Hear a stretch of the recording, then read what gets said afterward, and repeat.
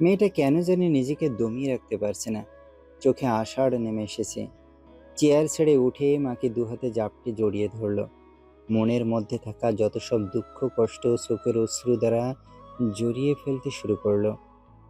রেহেনা বেগমও মায়ের আবেগে মন নিয়ে কাঁদছেন। একটা মাত্র সন্তান ওনার, তো এভাবে কেড়ে নিল ওই ছেলেটা। রেহেনা বেগম মেয়েকে টেনে সোজা করে যত্ন সহকারে চোখের পানিটুকু আলতো হাতে মুছলেন। অতঃপর সারা মুখে মায়াময় পরশ ছুঁয়ে দিলেন তিনি। পুনরায় চেয়ারে বসিয়ে যত্ন করে নিজের হাতে খাইয়ে দিতে শুরু করেন। প্রাণীর পেটে জায়গা না থাকা সত্ত্বেও জোর করে খেলো। জানে না আর ভাগ্য সহায় হবে কিনা মায়ের হাতে খাওয়ার, সেটাও জানেন না। আবার কবে ঠিক এরকম করে দেখা পাবে সে অনুভব করবে প্রতিনিয়ত সময়টুকু। এই যে তার জীবনের সব থেকে সুখের মুহূর্ত, ভোলা কি সম্ভব? কখনো না। মায়ের সাথে কাটানো প্রতিটি মুহূর্ত স্মরণীয়। ভুলে যাওয়ার মতো শক্তি খোদা তাকে দেননি। ভালো লাগা ও না লাগার মিশ্রণে তাদের খাওয়া দাওয়া শেষ হলো। রানীর বাবা তখন সিঁড়ি দিয়ে নিচে নামছিলেন। আফজল আলীকে খাবার বেড়ে দিলেন রেহেনা বেগম। মিলি রানী দুজন মিলে লিভিংয়ে আসলো। রেহেনা বেগম আপাতত খাবেন না। আর খাবেনই বা কি করে? মায়ের মন যে তীব্র আনচান আনচান করে। আঁচলে হাত মুছতে মুছতে তিনিও লিভিংয়ে গেলেন। মেয়ের পাশে বসে নিজেকে শক্ত মায়ের পরিচয় দিয়ে নানান রকমের হাসির গল্প জুড়ে বসলেন। রানী কত কি প্রশ্ন করে যাচ্ছে মাকে। এক পর্যায়ে সে আবারও তার নানুর বাড়ি নিয়ে কথা তুলে বসল। আচ্ছা মা, তুমি কি আর কোনোদিনও নানু বাড়ি যাবে না? তিনি মেয়ের কথা থমকালেন। প্রতিবার মেয়ে শুধু একই কথা জিজ্ঞেস করে ফেলে দেয়, বড়ই দোটানায়। রানী অধীর আগ্রহে উত্তরের অপেক্ষায়।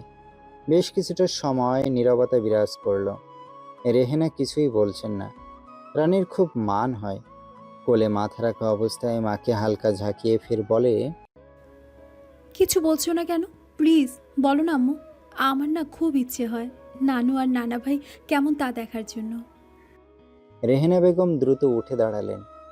ধামাচাপা দেওয়ার কৌশলে তিনি ঘড়ির দিকে তাকিয়ে ভারী কণ্ঠে সেদিকে তাকিয়ে বলেন, নিচের রুমটাতে যা, রাত 1টা বেজে গিয়েছে। পরপর কিচেনের দিকে যেতে যেতে জানান, কত কাজ পড়ে আছে আমার, সেগুলো শেষ করে আমিও সেখানে আসছি। তোরা গিয়ে ঘুমিয়ে পড়, কাল যত গল্পগুজব আছে সব করিস। রানী বোঝে মা আবারও এড়িয়ে যাচ্ছেন বিষয়টা। কেন যে নানুর বাড়ির কথা বললে এমন করে বুঝতেই পারে না। তবে সে জাবরারের কাছে না গিয়ে নিচে থাকলে বাড়িতে কালবৈশাখী ঝড় বাদল হয়ে যাবে। মনকে শক্ত রেখে উঠে দাঁড়ালো। ধীর পায়ে উপরে যেতে নিলে রেহেনা বেগম ফিরে এসে বাধা দিলেন। রানী মাথা নেড়ে অসহায়ভাবে বুঝায় তাকে যেতে দেওয়ার জন্য। সে কোনো ঝামেলা হোক সেটা চায় না। রেহেনার কোনো প্রকার কিছু বলেন না। রানী উপরে উঠে নিজের রুমের দিকে যাচ্ছে। যত এগোচ্ছে মনে তত ভয় হানা দিচ্ছে। কোনো রকম হাত কচলাতে কচলাতে দরজার সামনে এসে দাঁড়ায়। সে যেভাবে দরজা চাপিয়ে গিয়েছিল সেভাবেই আছে। বুকে হাত রেখে সাহস জুগিয়ে কাঁপা কাঁপা হাতে দরজা ঠেলে ভেতরে প্রবেশ করে। শুনশান রুম জুড়ে নিস্তব্ধ অন্ধকার। বেডের দিকে খেয়াল করে তাকালো। আবছা আলোতে দেখে যা বুঝতে পারল, জাবরারকে যেভাবে দেখে গিয়েছিল এখনো ঠিক সেভাবেই আছে। রানী স্বস্তির শ্বাস নিল। ওড়নাটা গায়ে ভালো করে জড়িয়ে বেডের কাছে গেল এবং অন্য প্রান্তে গুটিসুটি মেরে নিঃশব্দে শুয়ে পড়ল। জিদ্দাতের থেকে ঠিক তার দূরত্ব 2 হাত। রানীর বুক কেমন ধুকপুক ধুকপুক করছে। চোখ বন্ধ করে নীরবে ঘুমানোর চেষ্টা চালালো। অনেকক্ষণ যাবৎ চুপ থেকে চোখ বন্ধ করেই আছে। কোনো কিছুর পরিবর্তন হতে না দেখে শান্তি পেল। আশা নিয়ে ভয় কাটিয়ে ঘুম দিল। আরও কিছুটা সময় পার হয়ে যায় এভাবে। চোখ প্রায় লেগে এসেছে, তবে ঘাড়ে অসম্ভব মাত্রায় ছাড়া ছাড়া গরম বাতাস অনুভব হয়। গরম বাতাস নয়, বরং কারো নিঃশ্বাস বলে ধরে নেওয়া যায়। মুহূর্তে চোখের ঘুমটুকু হাওয়ায় মিলালো। ফট করে চোখ মেলে তাকায় সে। পুরো শরীর জিরজির করে কেঁপে উঠছে। নিঃশ্বাস নেওয়াটাও এখন কষ্টকর হয়ে যাচ্ছে। ধীরে ধীরে অতি নিকটে কারো উপস্থিতি টের পাচ্ছে।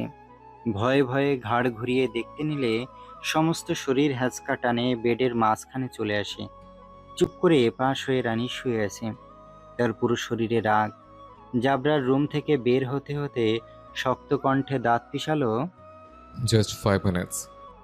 এটাই অন্তিম মুহূর্ত নিজের বাড়ির আঙিনায়। আর আসার ভাগ্য তার কপালে আছে বলে মনে হয় না। জাবরার বের হতে না হতে সে উঠে বসে। আর কাঁদতে পারবে না, সব সৃষ্টিকর্তার উপর ছেড়ে দিয়েছে। খয়েরি রঙের লাল কুর্তি পরিধান করে নেয় গায়ে। আলমারি থেকে মায়ের একটা শাড়ি, বাবার একটা শার্ট এবং মিলির দেয়া ছোট ছোট গিফটগুলো ব্যাগে ভরে নিল। শেষবারের মতো নিজের রুমটায় নজর বুলিয়ে রুম থেকে বের হয়ে আসলো। মায়ের দরজার সামনে দাঁড়িয়ে মন ভরে ঘুমন্ত মা বাবার মুখগুলো দেখে নিল। ভেতর থেকে ঠেলে কান্না আসতে চাইলে দ্রুত পা চালিয়ে এমিলির রুমের সামনে গিয়ে দাঁড়ালো। মেয়েটা ঘুমে কাতর। দূর থেকে এক নজর দেখে সোজা নিচে নেমে আসলো। অনেক কষ্টে কান্না চাপিয়ে রেখেছে। বাইরে গেটের কাছে আসতে দেখে জাবরার বাইকে হেলান দিয়েছে। রানী ধীর পায়ে পাশে গিয়ে দাঁড়ায়। জাবরা রানীর হাতের দিকে দৃষ্টি তাক করে বিরক্তিতে কপালে ভাঁজ ফেলে সাথে সাথে ধমকের স্বরে বলে, What does it mean to take these strange things? রানী ঢোক গেলে ব্যাগটা বুকের সাথে শক্ত করে চেপে ধরে মাথা নিচু করে নেয়। অতঃপর কম্পিত কণ্ঠে জানায়, আমার কিছু প্রয়োজনীয় জিনিস আছে এতে। মুহূর্তে ক্রোধ ভরা গর্জন ভেসে আসলো কানে। ফেরুন এগুলো। রানী ব্যাগটা বুকের মাঝে দ্বিগুণ শক্ত করে চেপে কাঠ কণ্ঠে সাপ সাপ বলে দেয়, আপনি যতই বলুন না কেন, আমি ফেলবো না। যদি এগুলো ফেলে দেন তাহলে আমি আপনার সাথে যাব না। জাবরার নিজেকে কোনো রকম কন্ট্রোল করে বাইকে উঠে বসলো। রানীও পিছনে উঠে বসেছে। তবে কোথাও ধরে না বসায় বাইক স্টার্ট দিতে হুড়হুড়িয়ে জাবরারের পিঠে উপরে পড়ে। স্পিডে তুফানের গতিতে ছুটতে রানী দুহাতে জিদ্দাতকে জাপটে ধরে। মুখের ভাবভঙ্গি কাঁদো কাঁদো বানিয়ে ঠোঁট উল্টে নেয়। খুব কান্না পাচ্ছে। জিদ্দাত মিররে তাকিয়ে শয়তানি হাসি বাইক এদিক ওদিকে দুলাতে শুরু করে দিল। রানীতে এবার জিদ্দাতের পেটের শার্ট জোরে খামচে ধরে কাঁধে মাথা ঠেকিয়ে চিৎকার করলো, আহ এমন কেন করছেন? পড়ে যাব তো। পড়ে গেলে আমার কি? কোনো হেলদোল ছাড়াই বাইক একে একে দুলাতে দুলাতে বাঁকা হেসে বলল। তা শুনে রানীর ভয়টা আরো দ্বিগুণ হলো। শরীর তার থরথর করে কাঁপছে। জিদ্দাতের সাথে একদম মিশে গিয়ে এতটা পরিমাণ শক্ত করে জড়িয়ে ধরে যেন এই মুহূর্তে জাবরারের শরীরের ভেতর সে ঢুকে যাবে। চোখ বন্ধ, তার খোলার সাহস নেই। কম্পিত ঠোঁট নাড়িয়ে কাঁপা কাঁপা স্বরে উত্তর দিল, আপনার কিছু না, কিন্তু মরে যাব তো। জিদ্দাত বাইক দুলানো বন্ধ করে ঠিকই, কিন্তু স্পিড কমালো না। আগের থেকেও দ্বিগুণ বাড়িয়ে দিল। ভুরু উঁচিয়ে মুখ বাঁকিয়ে বলল, ওপস বেবি, মরার এত ভয়? পরপর কিছু বুঝে ওঠার আগে পিছন থেকে এক হাতে রানীর পিঠে চেপে আচমকা হ্যাচকাটানে ঘুরিয়ে বাইকের সামনে নিয়ে এসে গলায় মুখ গুজে দিল। কণ্ঠে অদ্ভুত শীতলতা মিশিয়ে বলল, তবে একদিন তো মরতে হবে প্রাণের বেবি। রানী হ্যাং হয়ে রইল। চোখ তার বেরিয়ে আসার উপক্রম। তার পুরো শরীর ভূমিকম্পের মতো কাঁপছে। এভাবে চলন্ত বাইকের পেছন থেকে আচমকা হাওয়ায় ভাসিয়ে কেউ সামনে নিয়ে আসে, সবই মাফিয়ার দ্বারা সম্ভব। সাথে এরকম কথা শুনে তো আত্মা উড়ে যাবার মতো অবস্থা। তার উপর আবার মাফিয়াটা তার গলায় মুখ গুজে আছে। এখন যদি কিছু হয়ে যায়। উদ্ভট কাজে রানী দু হাতে জাবরার পিঠে আঁকড়ে ধরে জোরে চেঁচিয়ে উঠল, সামনে তাকিয়ে বাইক চালান, অসভ্য লোক একটা। তা না হলে অ্যাক্সিডেন্ট হয়ে যাবে। জিদ্দাতের কোনো নড়চড় নেই। দিব্যি সে অবস্থাতে শ্বাস নিচ্ছে। তার জন্য না দেখে বাইক রাইড করাটা কোনো ব্যাপারই না। সেফটি ছাড়াও সে অভ্যস্ত নিখুঁত বাইক রাইডিংয়ে। হেলমেট ছাড়া তার নির্মল চর্চা রানীর কল্পনার বাইরে। রানী আর না পেরে জিদ্দাতকে নাড়াতে নাড়াতে কান্না করে দিল। সামনে তাকান প্লিজ। সে খুব বিরক্তি বোধ করলো, দাঁত বসিয়ে দিল চামড়ায়। এতে রানী আরো জোরে কেঁদে উঠল। এবার জাবরার শয়তানি হেসে মুখ উঠিয়ে সামনে তাকালো। শেষ রাতের কোমল শীতল বাতাস ছুরির ধারের মতো ছুটে আসছে।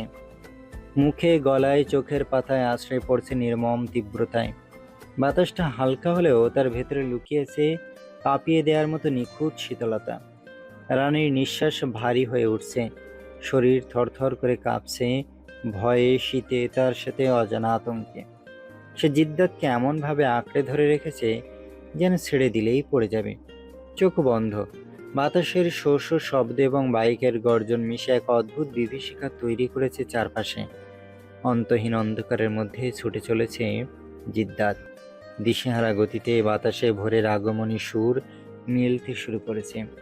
অন্ধকার ধীরে ধীরে দুনিয়ার বুক চিরে সরে যাচ্ছে। রানী আরো শক্ত করে জিদ্দাতকে আঁকড়ে ধরছে। তাদের মাঝে কোনো দূরত্ব নেই। শ্বাসের উষ্ণতা আছড়ে পড়ছে মুখশ্রীর আস্তরে।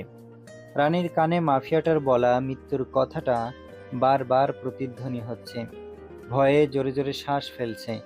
সে না চাইতেও জাবরারকে ক্রমশ শক্ত করে ধরে রাখছে। তাদের মধ্যে এক চুল পরিমাণও দূরত্ব নেই। শক্ত চামড়ার হাড় বেদ করলে হয়তো আত্মা স্পর্শ হয়ে যেত। স্পন্দন একে অপরের প্রসারিত হচ্ছে। জাবরার ঝুঁকে থাকার ফলে তার গরম নিঃশ্বাস রানীর মুখে শুরু থেকেই আছড়ে পড়ছে। শ্বাসটাও কেমন গভীর মনে হলো। তার নজর অন্যদিকে। লোকটার মুখের দিকে তাকাতেই পারবে না। এভাবে অনেকটা সময় পার হয়। কিছুক্ষণের মধ্যে আচমকা চলন্ত বাইকটি থেমে যায়। চোখ তুলে পাশে তাকাতে সে রাজকীয় মহলের মতো বাড়িখানা আঁখিতে আটকালো তার। দ্রুত নজর সরিয়ে নিল। প্রশস্ত পিঠ থেকে হাত আলগা হয়ে আসলো। জিদ্দাত নেমে যেতে রানীও মাথা নিচু করে নেমে দাঁড়ায়। জাবরার চুল নাড়িয়ে পেছনের দিকে ঠেলে দিতে দিতে গেট দিয়ে প্রবেশ করে। ইতিমধ্যে সব গার্ডদের দৃষ্টি মাঠের দিকে নিবদ্ধ হয়ে গিয়েছে। রানীও পিছনে পিছনে ভেতরে প্রবেশ করলো। তার শরীর মৃদু দুলছে। ব্যাগটা বুকে শক্ত করে চেপে ধরে সদর দরজায় সামনে আসতে দেখল। দরজা আগে থেকেই খোলা রাখা হয়েছে। সোহানা বেগম এবং পাশে সুমিত্রা দেবী দাঁড়িয়ে আছেন। জিদ্দাতে ভেতরে প্রবেশ করতে রানী ওনাদের দিকে চোখ তুলে তাকায়। সোহানা বেগম অসহায় দৃষ্টি তাক করে আছেন তার দিকে। রানী নিজেকে শক্ত রেখে মুচকি হাসল। সুমিত্রা তার হাত ধরে দরজার বাইরে থেকে ভেতরে নিয়ে সোফায় বসিয়ে দিলেন। তার সাথে বেশ শান্ত কণ্ঠে হালকা হেসে বললেন, কেমন আছো তুমি? রানী মৃদুস্বরে উত্তর করল, আলহামদুলিল্লাহ ভালো। আপনারা? ভালো, তোমাকে দেখে আরো ভালো লাগছে। রানী মুচকি হাসল। সুমিত্রা রানীকে দেখে শান্তি পেলেন। ওনার ছেলে দেখলে তো তার থেকে বেশি খুশি বোধহয় আর কেউ হবে না। সোহানা বেগম পাশে বসলেন। শ্যামা এইমাত্র সিঁড়ি দিয়ে নামতে নিচ্ছিলেন। রানীকে দেখে ওনার পা সেখানেই আটকে যায়, সাথে বেশ চমকায়। দ্রুত সিঁড়ি বেয়ে নিচে নেমে রানীকে খুঁটিয়ে খুঁটিয়ে দেখতে শুরু করে দিলেন তিনি। ওনার বিশ্বাস হচ্ছে না যে সত্যি রানী বসে আছে সোফায়।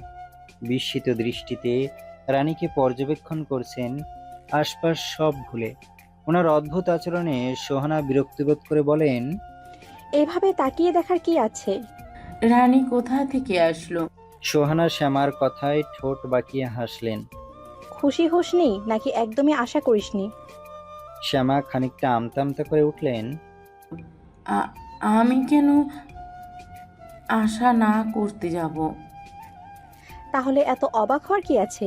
এমনভাবে অবাক হচ্ছিস তুই যেন জীবিত নয় মৃত মানুষকে দেখছিস। ওনার ঠান্ডা বিদ্রুপে শ্যামার ঘাম ছুটিয়ে দিল। ফাঁকা ঢোক গিলে রানীর থেকে নজর সরিয়ে সাইডে দাঁড়ালেন। সোহানা নীরবে হাসলেন। রানী চুপচাপ বসে আছে। শ্যামাকে তার মোটেও পছন্দ নয়। মহিলাটা দুলাইন অতিরিক্ত। লিভিংয়ে মেয়েরা এ কাজে ও কাজে ছুটাছুটি করছেন। সকাল হতে না হতে তাদের কাজে মনোযোগী হওয়া বাধ্যতামূলক। ইতিমধ্যে একে একে ম্যানশনের সবাই একে একে নিচে নামতে শুরু করেছে। রামদাস সিঁড়ি দিয়ে নামতে নামতে রানীকে লক্ষ্য করলেন। নিচে এসে কিছুক্ষণ সে পানে তাকিয়ে থেকে কোনো প্রকার কথা না বলে তিনি ফোনে কথা বলতে বলতে বাইরের দিকে চলে যান। রিপন দাস নিচে নেমে এক সেকেন্ডও সময় নষ্ট না করে বড় দাদার পিছনে ছুটেন।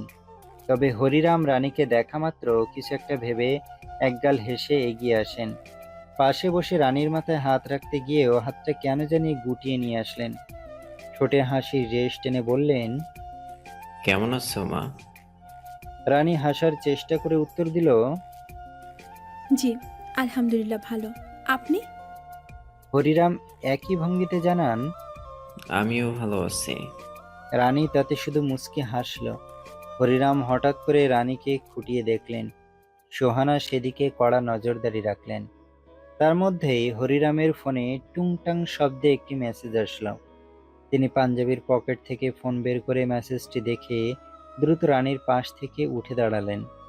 এক নজর অপর সিঁড়ির দিকে তাকান, আর এক মুহূর্ত সেখানে না থেকে ধুমধাম পা ফেলে বাড়ির ভেতরে চলে যান। সারা সুমি কিছু একটা নিয়ে ডিসকাস করতে করতে সিঁড়ি দিয়ে নামছিল। হঠাৎ কথার মাঝে সারার নজর লিভিংয়ে যায়। প্রথমে খেয়াল না করলেও দ্বিতীয়বার তাকাতে ভূত দেখার মতো চমকে সিঁড়ি থেকে পড়ে যেতে নিলে সুমি আঁকড়ে ধরে বিরক্তি কণ্ঠে ধমকালো, হোয়াটস সো স্ট্রেঞ্জ অ্যাবাউট দিস? সারা কাঁপতে কাঁপতে লিভিংয়ে আঙুল দেখায়। সুমি ভ্রুকুচকে সারার আঙুল অনুসরণ করে তাকাতে সেও খানিকটা চমকায়, তবে সারার মতো তত একটা নয়। সারা সুমির হাত শক্ত করে খামচে ধরে কাঁপা কাঁপা কণ্ঠে বলে, মানুষ নাকি ভূত? সুমি উত্তর দেয় না, তবে তার নজর ওপাশের সিঁড়ির দিকে যেতে সেখানে আটকে গেল। খুঁটিয়ে খুঁটিয়ে দেখলো সে নিখুঁত সুদর্শন মানবকে। মুখে অদ্ভুত হাসি ফুটিয়ে আঙুলের ফাঁকে গান ঘোরাতে ঘোরাতে একটা একটা করে সিঁড়ি পেরিয়ে খুব স্লো নামছে। সুমি পা থেকে মাথা পর্যন্ত খুব শান্ত নয়নে পর্যবেক্ষণ করলো। ব্ল্যাক প্যান্ট, টি শার্টের সাথে ব্ল্যাক লেদার জ্যাকেট, সানগ্লাসটা মাথার উপর তুলে রাখা। সে সারাকে আপাতত মাথায় না নিয়ে দ্রুত নিচে নামলো। সারা নিজেকে সামলে সুমির পিছনে ছুটল। রানীর নজর সারা সুমির উপর পড়তে ভয়ে জড়সড় হয়ে বসে দৃষ্টি ফিরিয়ে নিল। এই দু নারী কতটা নিকৃষ্ট সেটা খুব ভালো করে প্রমাণ পেয়েছে। গা কেমন শিউরে উঠল আগের সে নির্মম দৃশ্য মনে পড়তে। সেদিকে চোখ তুলে দ্বিতীয়বার তাকাতে পারল না। ইতিমধ্যে তার শরীর কাঁপছে, মাথা নিচু করে রইল। সারা খুঁটিয়ে খুঁটিয়ে রানীকে দেখতে ব্যস্ত হয়ে পড়ে। মাথায় ঢুকছে না এতটা মার খাওয়ার পর এই মেয়ে বেঁচে আছে কি করে। তখন তো দেখেছিল এই মেয়ে আর দুনিয়াতে নেই, এখন কি করে স্বাভাবিক আছে। তার মাথায় ভীষণ গোলমাল লেগে জট বেঁধে যায়। সত্যি কি বেঁচে আছে নাকি স্বপ্ন? শ্যামা ভেতরে ভেতরে সারার পাশে দাঁড়িয়ে কানের কাছে ঝুঁকে কিছুটা হিস হিসিয়ে বলেন, এই মেয়ে এখনো পর্যন্ত বেঁচে আছে কি করে? সেটা তো আমারও মাথায় ঢুকছে না মামুনি। এত কাঠ কয়লা পুড়িয়ে কি লাভ হয়েছে? আবারও সুরসুর করে চলে এসেছে জ্বালানোর জন্য। শ্যামার কথাই সারা দাঁত খিঁচল। তার রাগ আবারও হানা দিল অস্বাভাবিকভাবে। তবে এই মুহূর্তে চুপ রইল। জিদ্দাত সোজা এসে দুপা পাক করে সোফায় গা ছাড়া ভাব নিয়ে বসল। রানীর থেকে খুব বেশি দূরত্ব নেই, এক হাত হবে। মেয়েটার মনে ভয় জিনিসটা যেন একেবারে গেঁথে গিয়েছে, শুধু পোকার মতো বাসা বাঁধছে। লোকটাকে সে ভীষণ ভয় পায়। কখন কোন হামলা করে বসে তা শুধু তার একার নয়, সকলেরই জানা। একজন মেট দ্রুত এসে কাঁপা কাঁপা হাতে কয়েকটা ওয়াইনের বোতল জিদ্দাতের সামনে রাখল। রানী কপাল কুঁচকে নিল। একমাত্র এই মাফিয়াটাকেই দেখলো সকালে ব্রেকফাস্ট ওয়াইন দিয়ে করতে, সাথে খুব অস্বস্তি বোধ করলো। সুমি দাঁড়িয়ে দাঁড়িয়ে শুধু জাবরারকে দেখছে। জিদ্দাত ওয়াইনের বোতলের মুখ দাঁত দিয়ে এক টানে খুলে ডকডক করে গিলতে শুরু করে। ইতিমধ্যে পুরো লিভিং জুড়ে নিস্তব্ধতা বিরাজ করছে। কারোর সাহস নেই কোনো প্রকার আওয়াজ করার। তার ভয়ে মেটগুলো ভীষণ দূরে দূরে। আশেপাশে থাকার শক্তি কিংবা সাহস কোনোটাই তাদের মধ্যে নেই।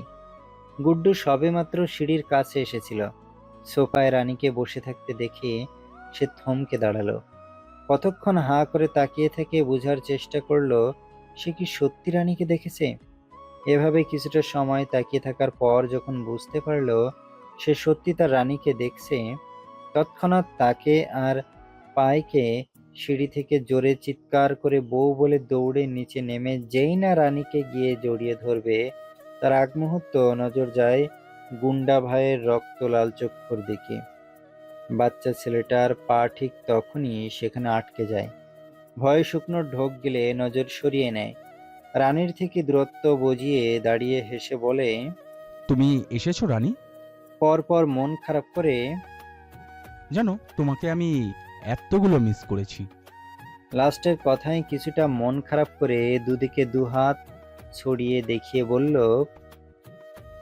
রানী গুড্ডুর দিকে তাকিয়ে হাসার চেষ্টা করে, তবে ভয়ে মুখ দিয়ে কিছু উচ্চারণ করতে পারে না। এতে তার ভীষণ কষ্ট হচ্ছে। সুমি ধীরে ধীরে জাবরারের গা ঘেঁষে পাশে বসলো। জিদ্দাত কিভাবে ওয়াইন মুখে নিচ্ছে, কিভাবে একটু পর পর জিভ দিয়ে ঠোঁট স্লাইড করছে, সেগুলো সুমি খুব করে নেশাতুর চোখে পর্যবেক্ষণ করছে। জিদ্দাত সেদিকে না তাকিয়ে দিব্যি টের পাচ্ছে ঠোঁটের কোণে তার বরাবরের মতো অদ্ভুত হাসি ঝুলে আছে। সুমি ধীরে ধীরে জাবরারের একদম শরীরের লেপ্টে কোলে উঠে যেতে চাইছে, যা দেখে সারার খুব রাগ হলো। সোহানা বেগম কিছুক্ষণ আগেই কিচেনে গিয়েছেন। গুড্ডু ধীরে ধীরে রানীর থেকে কিছুটা দূরত্ব রেখে পাশে এসে বসে পড়ল। রানী সুযোগ পেয়ে হাত ছাড়া করল না, আস্তে করে গুড্ডুকে বলেই ফেলল। তুমি নিশ্চয়ই ভালো আছো? গুড্ডু মুখ গোমড়া করে রানীর মতো করে উত্তরে বলল। আর আমার ভালো থাকা, তোমাকে ছাড়া এখন আমার কিছুই ভালো লাগে না গো বউ। হতাশের শ্বাস ফেলল। এই বাচ্চা ছেলেটাও তার কথা কতটা ভাবে। সুমি ইচ্ছে করে টপসের উপরের 3টা গুতুম খুলে দিল। ভেতরে ছোট পোশাক সহ ভাঁজ কিছুটা দৃশ্যমান হলো। সুমি জিদ্দাতের কাঁধে এক হাত রাখল, মুখে রং ঢং করার হাসি মিশিয়ে অপর হাতে জিদ্দাতের বুকে রেখে হালকা করে সেখানে ঘষতে শুরু করে। জিদ্দাত সুমির দিকে না তাকিয়ে নিঃশব্দে বাঁকা হেসে পায়ের উপর পা তুলে সোফায় মাথা হেলিয়ে চোখ বন্ধ করে নিল। এতে যেন সুমির আরো বেশি সুবিধা হয়ে উঠল তার এরকম বেমানান কাজে। সে নানান ভঙ্গিমায় শুয়ে দিচ্ছে জিদ্দাতকে। রানী গুড্ডুর সাথে কথা বলতে ব্যস্ত। তার পাশে কি হচ্ছে না হচ্ছে সে জানে না, তবে গুড্ডু সেসব লক্ষ্য করে ইশারায় তাকে পাশে তাকাতে বলে। রানী কপালে ভাঁজ ফেলে ঘাড় ঘুরিয়ে পাশে তাকাতে তার অসম্ভব মাত্রায় কাশি উঠে যায়, সাথে কেমন রাগ রাগ অনুভব হয়। কিন্তু তার কেন রাগ লাগছে সেটা সম্পূর্ণ নিজেরই অজানা। কোনো রকম নিজেকে সামলে মুখ কালো করে নজর সরিয়ে নেয় সে। এখানে থাকা তার পক্ষে আর সম্ভব নয়। উঠে দাঁড়ালো, উদ্দেশ্য উপরে চলে যাবে। গুড্ডু ও রানীর পিছু নিল। 2 কদম সামনে এগোতে হঠাৎ খুব শীতল ও ঠান্ডা বার্তা কানে পৌঁছালো। ওয়েট, কার পারমিশনে উপরে যাচ্ছেন? রানীর শরীর মাফিয়াটার কণ্ঠস্বর শুনে ঝাঁকি মেরে উঠল। পা দুটো সেখানে স্থির হয়ে আটকে রইল। কয়েক সেকেন্ড নিয়ে নিজেকে সামলে পিছন ফিরে তাকাতে আরেক দফা কেঁপে উঠে সে। মাফিয়াটা যেভাবে ছিল ঠিক সেভাবেই আছে। চোখ বন্ধ অবস্থাতে তাকে শান্ত স্বরে কঠিন হুমকি দিয়েছে। এক হাতে বুকে তার ব্যাগটা চেপে ধরে দাঁড়িয়ে রয়। এদিকে আসুন। খুব শান্তভাবে আবারও একই ভঙ্গিতে চোখ বন্ধ অবস্থাতে বলে। সুমি বেশ অবাক হয়। এই মেয়েকে কেন কাছে ডাকছে জাবরান? সারা বুকে হাত বিচরণ করতে করতে সুমি ন্যাকা কণ্ঠে বলে, I will fulfill your needs. পরপর গালে হাত রেখে আমাকে বলো বেবি কি লাগবে? ফট করে চোখ খুলে এক লাফে সোজা হয়ে বসে ওয়াইন বোতলে চুমুক দিল। মাথা উঁচু করে এক নিঃশ্বাসে ডগডগিয়ে পুরো বোতল খালি করে ফেলল সে। অতঃপর সুমির দিকে তাকিয়ে আচমকা হু হু করে হাসতে শুরু করে, যে হাসিতে পুরো ম্যানশন নাড়া খেয়ে উঠছে। রানী আতঙ্কে জোরে জোরে শ্বাস নিতে শুরু করে। তার পুরো শরীর জিরজির করে কাঁপছে, পশমগুলো পর্যন্ত দাঁড়িয়ে গিয়েছে। গুড্ডু দৌড়ে গিয়ে সিঁড়ির রেলিং ধরে দাঁড়ায়। সারা ভয়ে হালকা পিছিয়ে যায়। সুমি ভুরু কুঁচকে নেয়, জিদ্দাতের দিকে এক দৃষ্টিতে বোকার মতো তাকিয়ে রয়। জাবরার হাসতে হাসতে গানটা হাতে তুলে নেয়। অতঃপর হাসি থামিয়ে আঙুলের ফাঁকে গান স্লো ঘোরাতে ঘোরাতে ঠোঁট বাঁকা করে বলে, নো নিড, জিদ্দাতের কুইন আছে। লাস্টের কথাটা রানীর দিকে তাকিয়ে বলে। সুমির চোখ খুলে আসার উপক্রম। সারা তো হা করে ফেলছে অলরেডি। রানীও অবাক নয়নে জিদ্দাতের দিকে তাকায়। সে সোফায় গা এলিয়ে রানীর দিকে গভীর দৃষ্টি তাক করে উদ্বেগহীন শীতল কণ্ঠে বলে, অবাক আর কিছু নেই। চাকরানির শব্দটা উচ্চারণ করতে ভীষণ কষ্ট হয়, তাই লাস্ট ওয়ার্ড ইউজ করলাম, দ্যাটস অল। পরপর সেকেন্ডের মধ্যে দাঁত চিবিয়ে তাকিয়েছেন কেন? কথা কানে যায় না? রানীর চোখ দুটো নিজের অজান্তে ছলছল করে উঠল। জাবরার তাকে আরো কত অপমান করে কথা বলেছে, তখন তো খারাপ লাগেনি, তবে কেন আজ এতটা খারাপ লাগছে? রাজার রানী থেকে চাকরানী বানিয়ে দেওয়ায় সুমি স্বস্তির নিঃশ্বাস ফেলে। কি না কি ভেবে বসেছিল, কিন্তু এখন তার উল্টোটা দেখে শান্তি লাগছে। সারাও যেন হাঁপ ছেড়ে বাঁচল। সেও সুমির মতো একই ভাবনা জপে বসেছিল। রানী অপমান গায়ে না মেখে কম্পিত পা জোড়া নিয়ে জিদ্দাতের সামনে এগিয়ে আসলো এবং পা স্থির করে মাথা নিচু রেখে ঠোঁট নাড়ালো। জি বলুন। জিদ্দাত ঘাড় বাঁকিয়ে শান্ত নয়নে রানীকে পর্যবেক্ষণ করে নিল। অতঃপর পা দুটো তার সামনে এগিয়ে দিয়ে বলল, জুতোটা খুলে পা মুছে দিন। চোখ তুলে একবার জিদ্দাতের দিকে তাকালো। পরপর তার নজর গেল সুমির দিকে, যে কিনা ইতিমধ্যে টপসের আরো দুটো গুতুম খুলে ফেলেছে। এখন সম্পূর্ণ তার সামনের পার্ট দেখা যাচ্ছে, সাথে কেমন করে মাফিয়াটার গায়ে মিশে রয়েছে। কেন জানি খুব জোরে কাঁদতে ইচ্ছে করলো তার। চোখ অবাধ্যতায় ঝাপসা হয়ে এসেছে। নজর সরিয়ে নিচে বসে জিদ্দাতের টাকনোতে আলতোভাবে চেপে ধরে জুতো খুলে দিল। চোখের পানিটাও সংযত রাখতে পারছে না, আর মৌজা খুলে দিতে অদ্ভুত আঁখি জোড়ার বাঁধ ভেঙে টপ টপ করে কয়েক ফোঁটা অশ্রু জাবরারের পায়ের উপর পড়ল। তৎক্ষণাৎ জাবরার চোখ বন্ধ করে নিল। রানীর চোখের পানি ফুরোচ্ছে না বোধহয়। কতটা সময় পার হলো সম্পূর্ণ অজানা। এবার ঠোঁট চেপে নিজেকে সামলে ওড়না দিয়ে আলতোভাবে দুটো পা মুছে দিতে শুরু করে। শেষ হতে উঠে চলে যেতে আসতে নিলে জাবরার চোখ খুলে নিজের দিকে আঙুল তাক করে বলে, কোথায় যাচ্ছেন? দেখতে পাচ্ছেন না পুরো ঘেমে গেছি? ফার্স্ট মুছে দিন।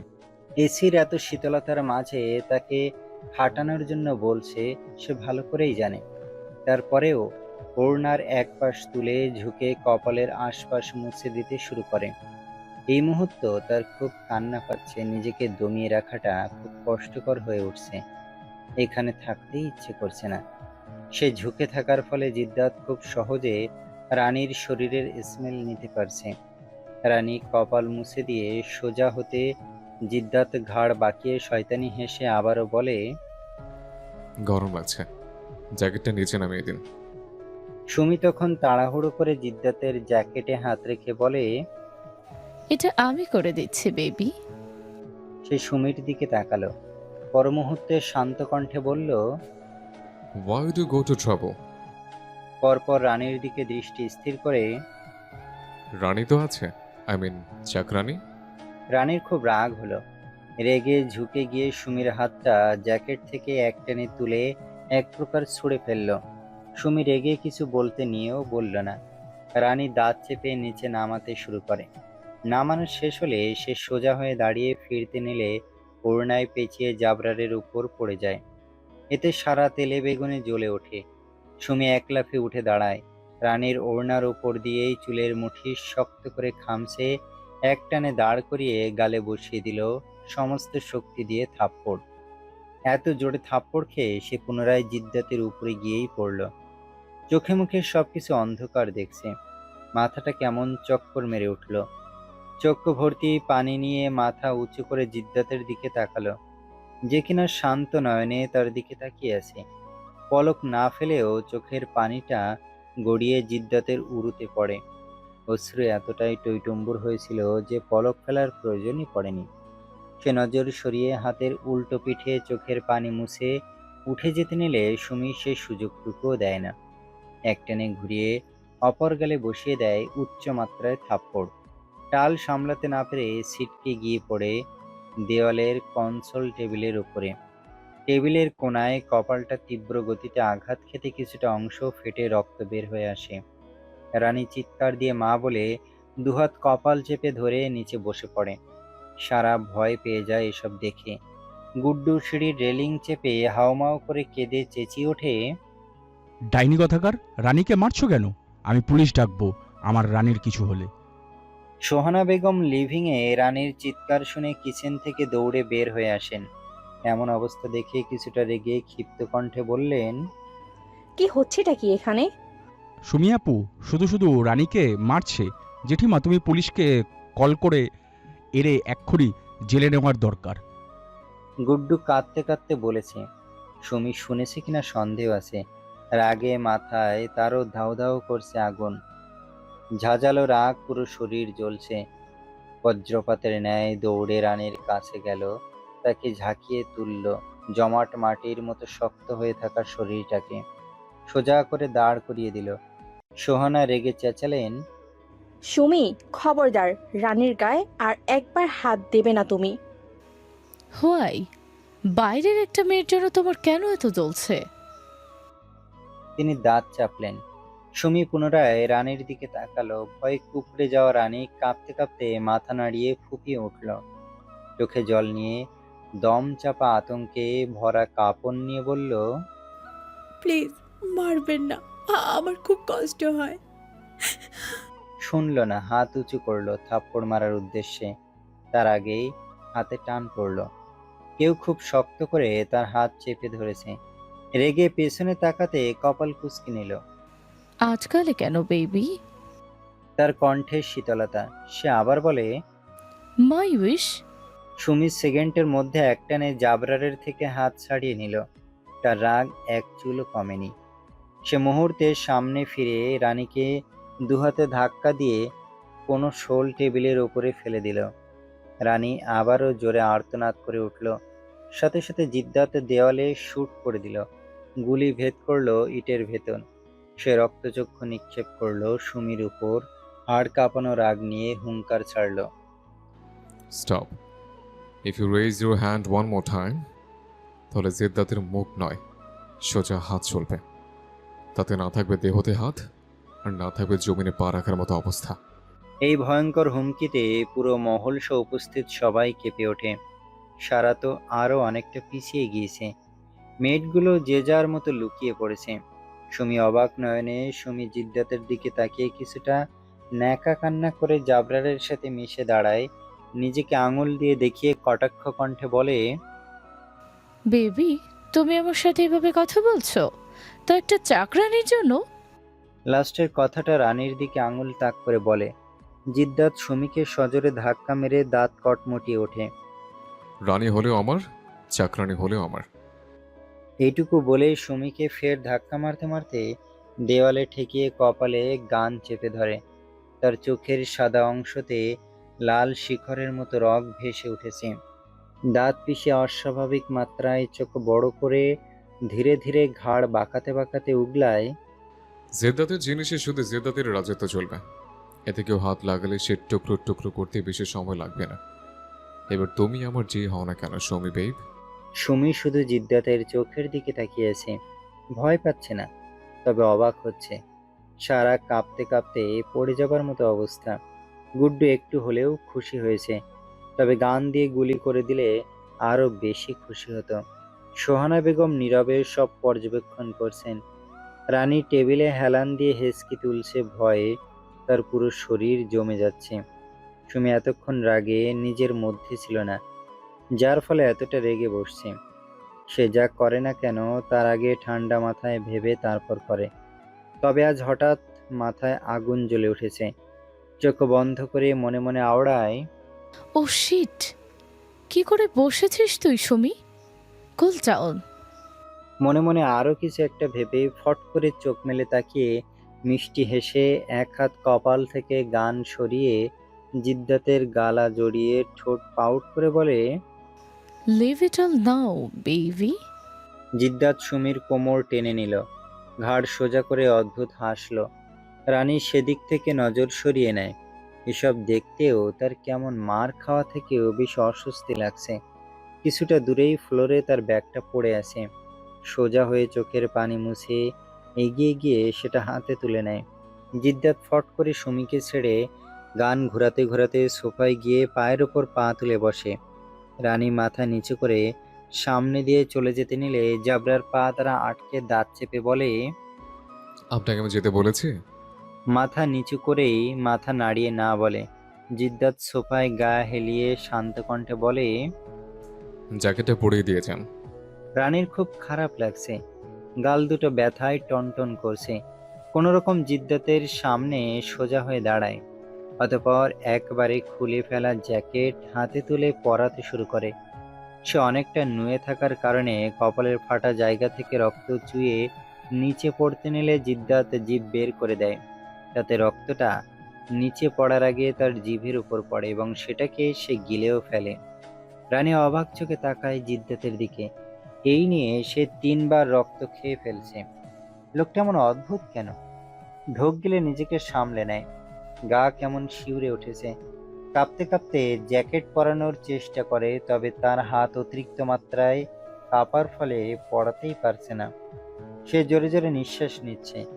ভয়ও হচ্ছে, এখন যদি ঠিক মতো না পুড়িয়ে দিতে পারে তাহলে মাফিয়াটা রেগে তাকে শাস্তি দেবে নিশ্চয়ই। সেটা ভেবে কান্না পাচ্ছে। ঝুঁকতে ঝুঁকতে একদম জাবরারের অতি নিকটে চলে এসেছে। যতটা নিকটে আসলে দুজন দুজনের শ্বাস প্রশ্বাস অনুভব করতে পারে, যতটা নিকটে আসলে দ্রুত গতিতে লাফিয়ে ওঠা হৃৎপিণ্ডের শব্দ অনুভব করতে পারে, ঠিক ততটা। জিদ্দাত চোখ বন্ধ করে জোরে শ্বাস টেনে রানীর শরীরের স্মেল নিল।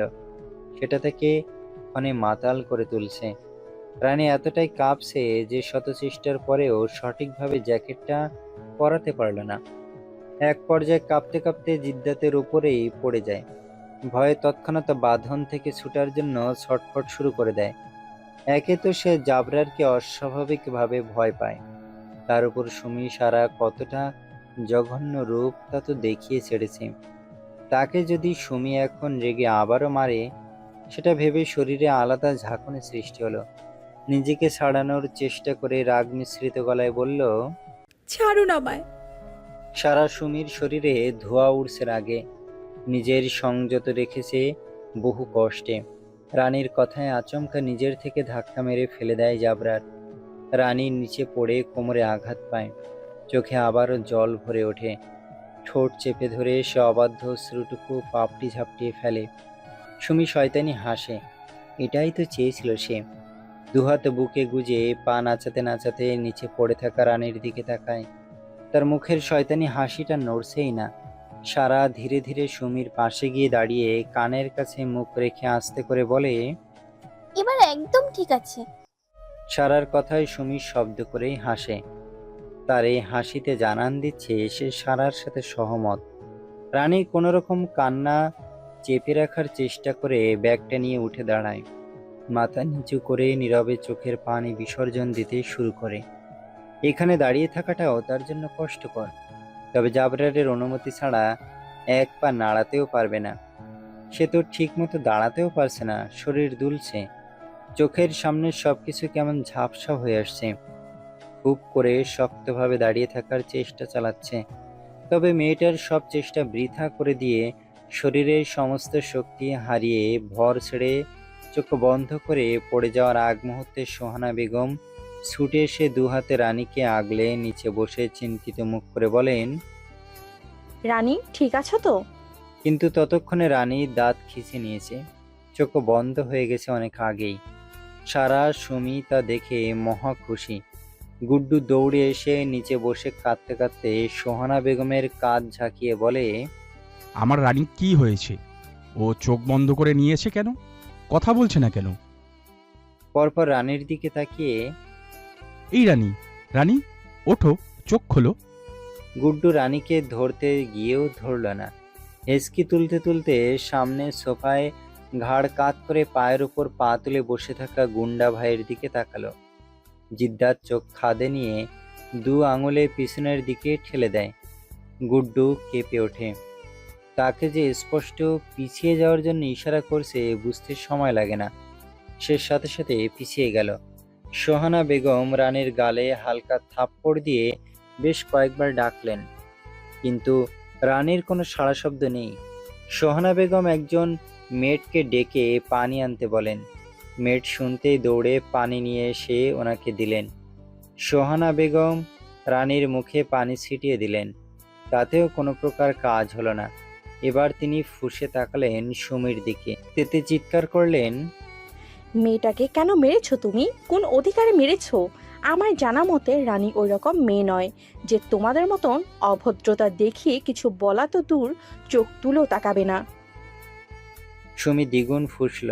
দাঁত কটমট করতে করতে চেঁচালো, প্রশ্নই আসে না অধিকারের। কি হয় এই মেয়ে তোমার? অচেনা মানুষের জন্য এতই দরদ? বাহ, ভাগ্য ভালো সুমি ধাক্কা দিয়ে বাসা থেকে এখনো পর্যন্ত বের করে দেয়নি। ধাক্কা দিয়ে বের করার অধিকার থাকলে তো বের করবে। নিজের লিমিটে থাকো, তা না হলে পরবর্তীতে ভয়ঙ্করভাবে পস্তাবে। মামুনি, তুমি বাইরের একটা মেয়ের জন্য সুমি আপিকে বকছো? এই মেয়ের তো ক্যারেক্টারই ঠিক নেই, যখন তখন জাবরের ওপর ঢলে পড়ে। সোহানা সুমির থেকে নজর নিয়ে গেলেন সারার দিকে। লাভার মতো ফুটন্ত গরম চোখ নিবদ্ধ করলেন। সারা একদমই সেটা গায়ে মাখল না। সোহানার সংযত হতে পারলেন না। মানুষ তখনই ক্যারেক্টার নিয়ে কথা তুলে যখন তার নিজের ক্যারেক্টার ঠিক রাখতে পারে না। সারাদিন তো নোংরা চিন্তা নিয়ে ঘুরে বেড়াও। বাসায় কতক্ষণ থাকো তোমরা? মেয়ে হয়েও রাত বিরাতে বাহিরে কি এমন কাজ থাকে তোমাদের? হাস্যকর। আবার অন্যের ক্যারেক্টার নিয়ে কথা তোলো।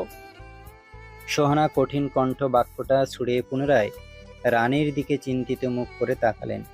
সারা কিছু বলতে নিলে সুমি হাত টেনে আটকে দিল। সে গভীরভাবে সবকিছু মাথায় সেট করছে।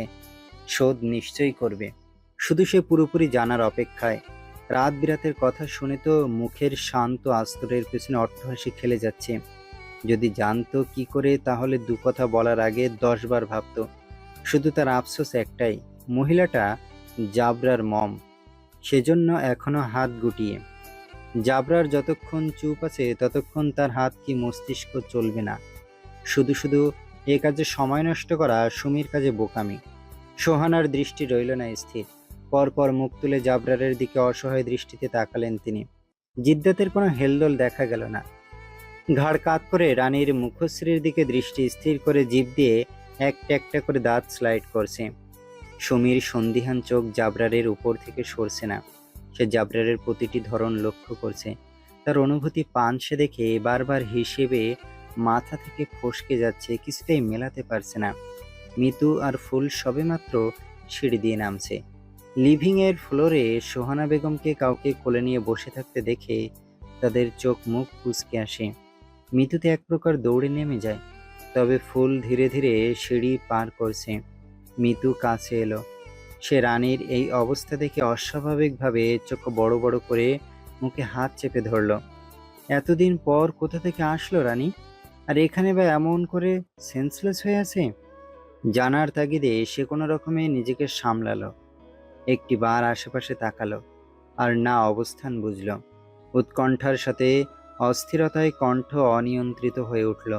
উঁচু স্বরে প্রায় ছিটকে বেরিয়ে এলো। কি হয়েছে রানী বৌদি? মিতুর কথা শেষ হতে না হতে সুমি কপাল কুঁচকে চোখ বড় বড় করে তাকালো। মুহূর্তের মধ্যে তার কণ্ঠ তীক্ষ্ণ হয়ে উঠল। হোয়াট? বৌদি? সুমির সেই চিৎকারে লিভিংয়ের নীরবতা ভেঙে চুরমার। মিতু তখন হঠাৎ করে থমকে ধীরে ধীরে তার দৃষ্টি ঘুরে পুরো লিভিং রুমটা পরখ করলো। আর ঠিক তখনই তার চোখ গিয়ে আটকালো জাবরারের উপর। এক নিমিষে তার শরীর কেঁপে পা দুটো নিজে থেকেই এক ধাপ পিছিয়ে এলো। জাবরারের দৃষ্টি স্থির, তীক্ষ্ণ, জ্বলন্ত। সেই চোখে এমন এক আগ্রাসী কঠোরতা শুধু তাকিয়ে থেকেই যে কাউকে গুড়িয়ে দিতে পারবে। মিতুর গলা শুকিয়ে আসছে। না দেখে ভুল করাটাকে ভুল নয়, বরং মহা ভুল বলে। বুকের ভেতর এখন ধুকপুকানি করছে। জাবরারের পুরো মুখে তো আগুন স্পষ্ট। মিতু জোর করে একটা হাসি টেনে সুমির দিকে তাকালো। কি বলবে বুঝে উঠতে পারছে না। মুখে কথা জড়াচ্ছে, চোখে স্পষ্ট অস্থিরতা। কিছুক্ষণ আমতা আমতা করে অবশেষে তড়িঘড়ি করে বলে ফেলল, আসলে আপু, গুড্ডু ওনাকে বউ বলে তো, তাই আমি বৌদি বলি। কথাটা শেষ করেই বুক হাত রেখে লম্বা নিঃশ্বাস নিল সে। আর একটুর জন্য শ্বাসটাই আটকে যাচ্ছিল। মিতুর কথা শুনে সারা বুকে হাত রেখে জোরে নিঃশ্বাস ফেলে। একটুর জন্য তার নিঃশ্বাসটা বন্ধ হয়ে যায়নি। কত কি ভেবে নিয়েছিল সে। সুমি বিরক্তির শ্বাস ছেড়ে মিতুর দিকে নজর সরিয়ে বিড়বিড় করলো, এই দুটোর মাথায় তার ছেঁড়া ফালতু। ফুল সিঁড়ি থেকে রানীকে দেখতে পায়। মনে তার শান্তি মেলে। যাক, রানী জিশানের সাথে নয়, এখানেই আছে। তবে জিশান কোথায়? কথাটা মনে মনে আওড়িয়ে আনমনে নজর ঘুরাতে দৃষ্টি আটকে গেল দরজার দিকে। পা দুটো মাঝখানের সিঁড়িতে স্থির হয়ে রইল। যার কথা প্রতি ক্ষণে ক্ষণে ভাবল, সে মানুষটার এত কাছে থেকেও আজ কতদিন পর তাকে এক নজর দেখতে পেল। জিশান কাঁধে ব্যাগ ঝুলিয়ে রেখেছে, এক হাতে কানে ফোন চেপে রাখা, অপর হাতে একটা একটা করে শার্টের গুতুম খুলছে। কথা বলতে বলতে ভাবশীলন হয়ে আশেপাশের অবস্থান খেয়াল না করেই লিভিংয়ের মাঝ বরাবর আসলো। সিঁড়ির কাছে যাবার আগে হালকা সোহানা বেগমের দিকে নজর পড়ল, তবে প্রথম একদমই খেয়াল করেনি। দৃষ্টি সরিয়ে দু কদম সামনে যেতে দাঁড়িয়ে যায়। কিছু একটা মনে করে সে এবার পাশে খেয়াল করে তাকায়। নিজের আম্মাজানকে নিচে বসে থাকতে দেখে বেশ অবাক হয়, তবে রানীর ফেস দেখা যাচ্ছে না। সোহানা কাউকে ধরে রেখেছেন সেটা বুঝতে পারে। জরুরি কথা ফেলে ফোন কান থেকে নামিয়ে পকেটে পুরে সোহানার দিকে এগিয়ে আসতে আসতে ক্ষীণ স্বরে বলে, আম্মাজান, নিচে বসে আছো কেন? আর কাকে ধরে রেখেছো এভাবে? সোহানা বেগম জিশানের কণ্ঠ শুনতে পেয়ে পিছন ফিরে তাকান। উনি কিছু বলার আগে গুড্ডু দ্রুত বলে উঠে বলে, দেখো না জিশান ভাই, রানী কথা বলছে না। ওই সুমি ডাইনি রানীর কপাল ফাটিয়ে দিয়েছে। লাস্টের কথাটা আঙুল তাক করে সুমিকে দেখিয়ে বলে। জিশান রানীর কথা শুনে থমকায়, তবে রানীকে সুমি মেরেছে শুনে মাথায় আগুন জ্বলে ওঠে। চোখ গরম করে সুমির দিকে তাকিয়ে দাঁত চেপে এগোতে এগোতে সামনে গিয়ে পা স্থির করে বলে, কোন সাহসে তুই ওনার গায়ে হাত তুলেছিস? সুমি দাঁত খিঁচে নিল। সে এখন কিছু বলতে চাইছে না, তার মাথায় তো নিখুঁত কিছু চলছে। জিশানের কথায় কোনো জবাব দিল না। উত্তর দিতে কষ্ট হচ্ছে?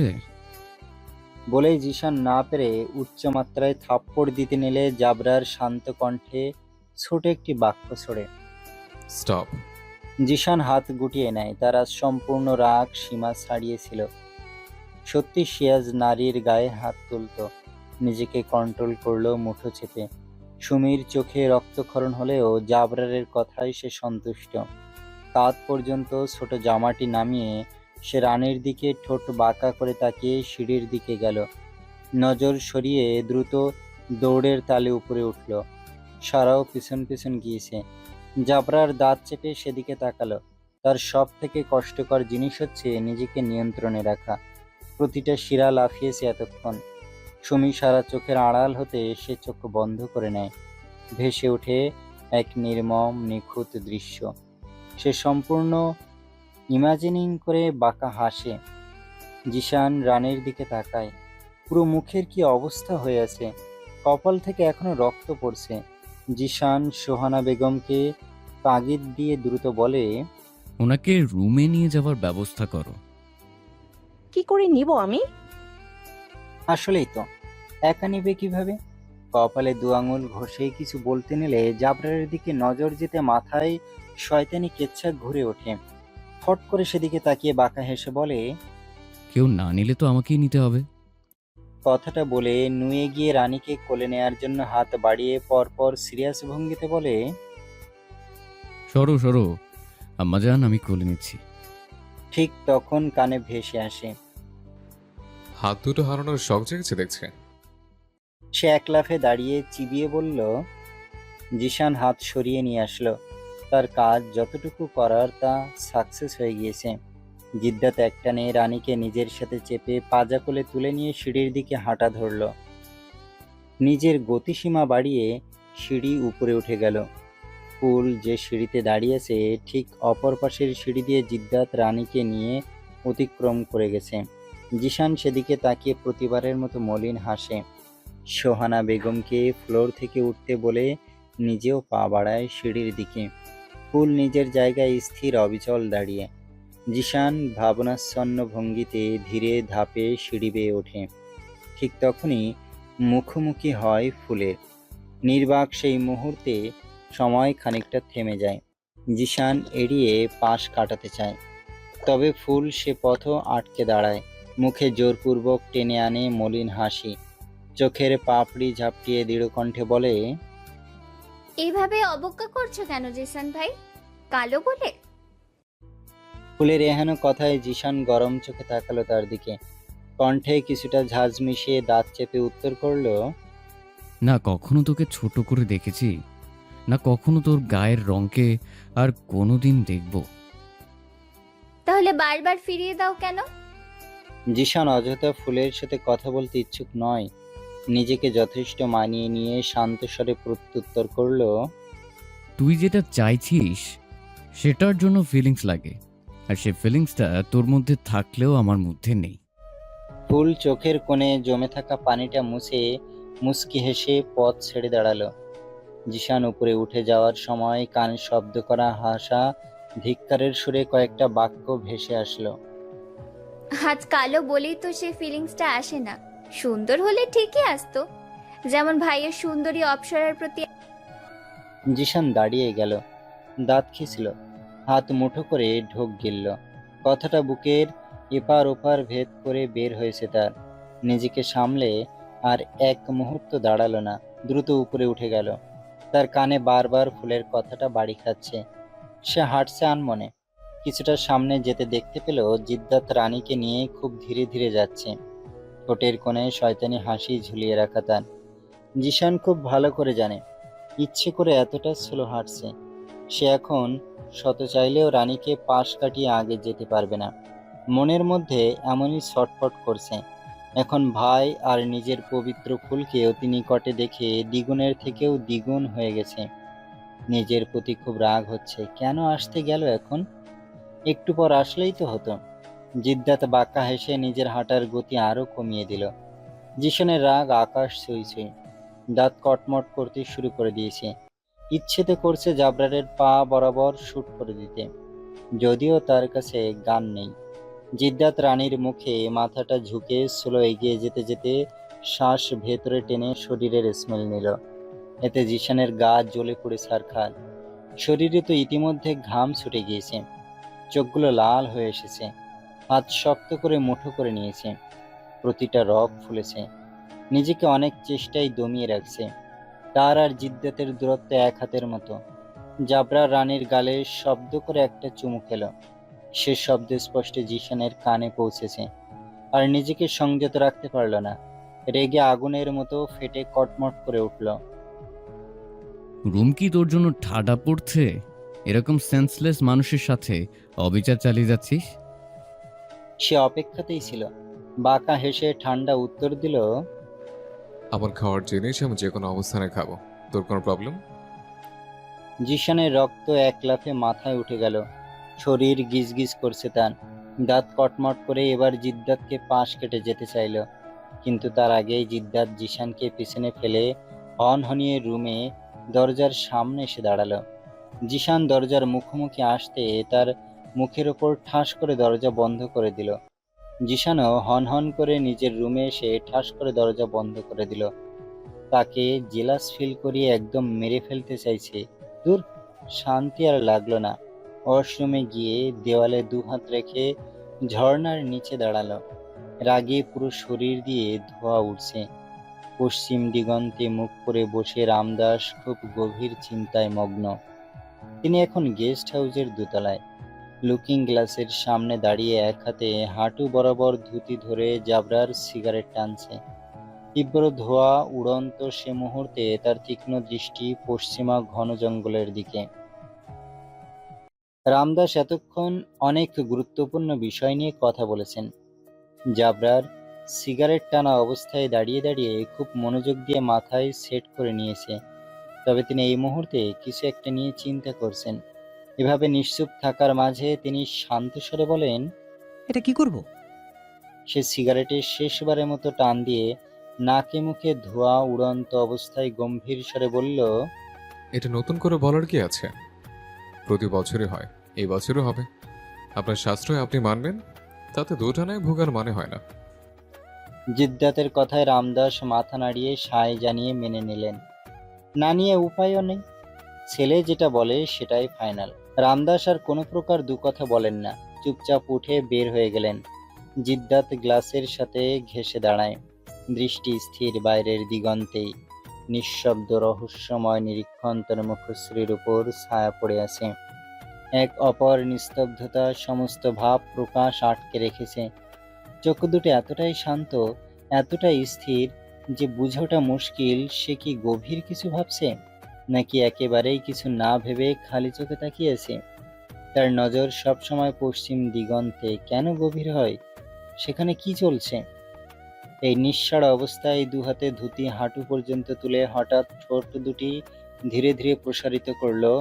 এক অদ্ভুত নিরুত্তাপ হাসি ফুটে উঠল মুখে।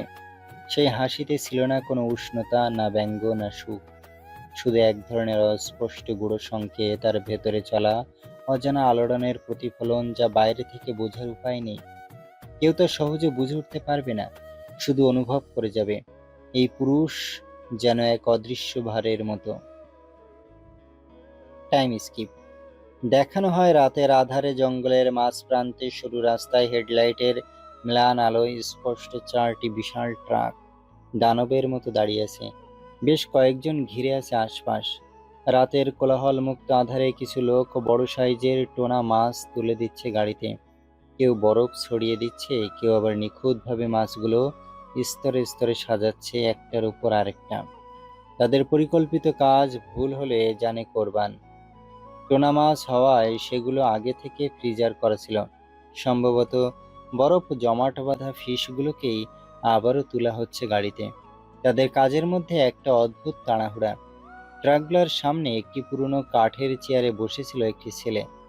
বয়স বেশি হলে 25-26, মুখে কালো মাস্ক, তাই চেহারার অর্ধেকটাই অন্ধকারে বোঝা যাচ্ছে না। তার চোখ দুটো যথেষ্ট ঠান্ডা, হিসেবি, অদ্ভুতভাবে স্থির। হাতে একটা খাতা আর কলম। আলো আধারের মাঝে সে কিছু লিখছে। মাঝে মাঝে থামছে, আবার মাথা তুলে চারপাশে তাকাচ্ছে। প্রতিটা নড়াচড়া, প্রতিটা শব্দ তার নজরের বাইরে যাচ্ছে না। হঠাৎ সে উঠে দাঁড়ালো। ট্রাকের গায়ে সজোরে কয়েকবার বাড়ি দিল। নিস্তব্ধ রাত ছিঁড়ে দূর পর্যন্ত ছড়িয়ে পড়ল শব্দ। কাজ করা লোকগুলো এক মুহূর্তে থেমে তাকালো তার দিকে। লোকটার গলায় ঠান্ডা তবে ধারালো সতর্কবাণী। ফিশের গায়ে যেন একটা স্পটও না পড়ে। সেগুলো 7 ঘন্টার পর যাবে। একটা বোল মানে পুরো লট শেষ, সাবধানে করো। একজন শ্রমিক কাঁপা গলায় জানালো, জি ভাই জি, খেয়াল রাখতেছি। ছেলেটার কিছু বলল না, শুধু খাতায় কিছু একটা লিখে নিল। প্রতিটা মাছ, প্রতিটা বাক্স, সব কিছুর হিসেব তার কাছে আছে। হঠাৎ সে আবারও থামলো। মাথা একটু কাত করে দূরের অন্ধকারের দিকে তাকায়। জঙ্গলের ভেতর কিছু নড়ল বোধ হয়। তার চোখ শুরু হয়ে এলো। খাতাটা ধীরে বন্ধ করলো সে। এগিয়ে যেতে অন্ধকারের বুক চিরে বেরিয়ে এলো 4টি ছেলে। চোখ শুরু করে ছেলেগুলোর দিকে তাকাতে একটি ছেলে জানায়, টিএম ভাই পাঠিয়েছেন আমাদের আজকে মিশনে, আমরাই যাব। ছেলেটা মাস্কের আড়ালে ঠোঁট বাঁকিয়ে হাসলো। এগিয়ে এসে ট্রাকে বাড়ি মেরে হাঁক ছাড়লো। কাজ কত দূর? ভাই ভাই প্রায় শেষ। আপনি তাদের গাড়িতে উঠে বসতে বলুন, আমরা এক্ষুনি নেমে যাব। গুড, তাড়াতাড়ি কাজ শেষ করো। সে বলেই ছেলেগুলোর কাছে চলে গেল। হাতে চাবি দিতে দিতে ভারী স্বরে বলল, সব বুঝিয়ে দিয়েছে নিশ্চয়ই। পুরো 50 বিলিয়ন ডিল। রাস্তায় পুলিশের সামনে কোনোভাবে ধরা পড়া যাবে না। পরপর কাঁধে হাত রেখে, জাহাজে করে পার হওয়ার সময় খেয়াল রাখতে হবে। মিশন কমপ্লিট হলে সারা জীবনের জন্য লাইফ সেটেল, আর না করতে পারলে জানে মার্ডার। All the best. ছেলেগুলোর চোখে আত্মবিশ্বাস জেগে উঠল। যে করেই হোক তাদের এই মিশন সাকসেস হতেই হবে।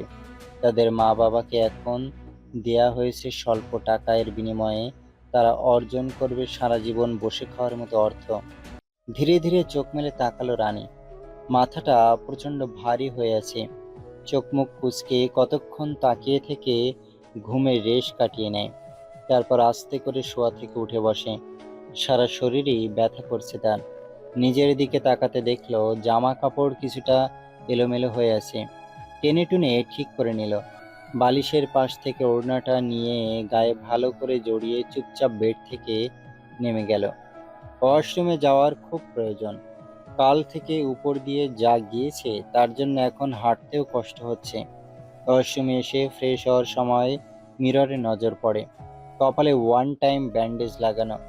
গাল দুটো এতটাই লাল হয়ে আছে যে রক্তটা পর্যন্ত দেখা যাচ্ছে।